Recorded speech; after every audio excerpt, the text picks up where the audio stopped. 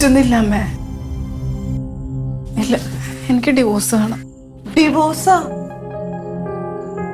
ഇതെന്താ നീ ഇപ്പൊ നല്ലൊരു ദിവസമായിട്ട് ഇങ്ങനെയൊക്കെ സംസാരിക്കുന്നത്?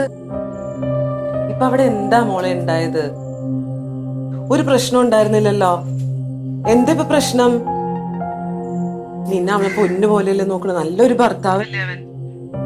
നമ്മുടെ കുടുംബത്തിൽ ആരെത്ര നന്നായിട്ട് ജീവിക്കണത്? അമ്മയ്ക്ക് എല്ലാം അറിയാവുന്നതല്ല അമ്മേ. എന്നിട്ട് എന്താ എന്നോട് ഒന്നും അറിയാത്ത പോലെ സംസാരിക്കുന്നേ? എന്റെ മോളെ, നീ പറയണ പോലെ ഈ കാരണത്തിന്റെ പേരിൽ നമുക്ക് അങ്ങനെ ഡിവോഴ്സ് ചെയ്യാൻ പറ്റോ?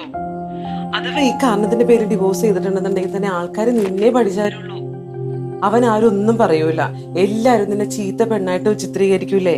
അമ്മേ, ഞാനൊരു പെണ്ണല്ലേ. നീ എന്നെ വെറുതെ ദേഷ്യം പിടിപ്പിക്കല ശില്പ. എടി, എത്ര പെണ്ണുങ്ങളാണ് ഇങ്ങനെ അഡ്ജസ്റ്റ് ചെയ്ത് ജീവിക്കുന്നത്? പെണ്ണായ കുറച്ച് അഡ്ജസ്റ്റ് ചെയ്തൊക്കെ ജീവിച്ചേ പറ്റൂ. ആരൊക്കെ കീഴ്പോട്ട് താഴ്ന്നു നടക്കണ എന്തോരം ചെറുക്കന്മാരെയാണ് ഈ സുന്ദരിയായ പെൺപിള്ളേർ വന്ന് കെട്ടിക്കൊണ്ടു പോണത്. എനിക്ക് ദൈവം സഹായിച്ച് അങ്ങനെ കുഴപ്പമൊന്നും ഉണ്ടായിട്ടില്ലല്ലോ. അമ്മ, അവർക്ക് സ്നേഹിച്ച് കല്യാണം കഴിച്ചവരായിരിക്കും. അവർ തമ്മിലൊരു സ്നേഹമെങ്കിലും ഉണ്ടാവും. എന്റെ കാര്യം അതുപോലെയാണോ? നിങ്ങൾ അച്ഛനും അമ്മയൊക്കെ കണ്ടുപിടിച്ച് തന്നതല്ലേ? ഓ, ഇനിയിപ്പൊ ഞങ്ങളെ കുറ്റപ്പെടുത്തിയോ? ഇടി, ഒരു കല്യാണാലോചന വരുമ്പോഴത്തേക്കും ചെറുക്കന്റെ ജോലി, കുടുംബം, വീട്ടിലെ കാര്യങ്ങൾ, അതൊക്കെ എല്ലാരും അന്വേഷിക്കോളൂ. അതായത് ചെറുക്കിന് ശേഷി കുറവുണ്ടോ എന്നൊക്കെ ആരെങ്കിലും അന്വേഷിക്കാറുണ്ടോ? അമ്മ, ഒരു ഡോക്ടറിനെ കാണാൻ വിളിച്ചു കഴിഞ്ഞാൽ അയാൾ സമ്മതിക്കില്ല.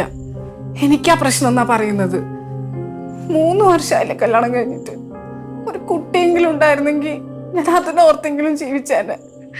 ഇതിപ്പോ മറ്റുള്ളൊരു റൂമിലൊരു സ്വഭാവം, ബെഡ്റൂമിൽ വന്നു കഴിഞ്ഞാൽ വേറൊരു സ്വഭാവമാ. എന്ത് പറഞ്ഞാലും ഡിവോഴ്സിനെ പറ്റി നീ ചിന്തിക്കേ വേണ്ട. ഞങ്ങൾ ആരും അതിന് കൂട്ടു നിൽക്കൂല. നിന്നെ വല്ല തല്ലേ ചവിട്ടേ ഉപദ്രവിക്കേ അങ്ങനെ വല്ലതൊക്കെ പറഞ്ഞിട്ടുണ്ടെന്നുണ്ടെങ്കിൽ നമുക്ക് ഡിവോഴ്സിന് കൊടുക്കായിരുന്നു. ഈ കാര്യം പറഞ്ഞ് നീ എന്നെ വിളിക്കേ വേണ്ട. നീ ദൈവത്തോട് പ്രാർത്ഥിക്കേ, എല്ലാം ശരിയാവും.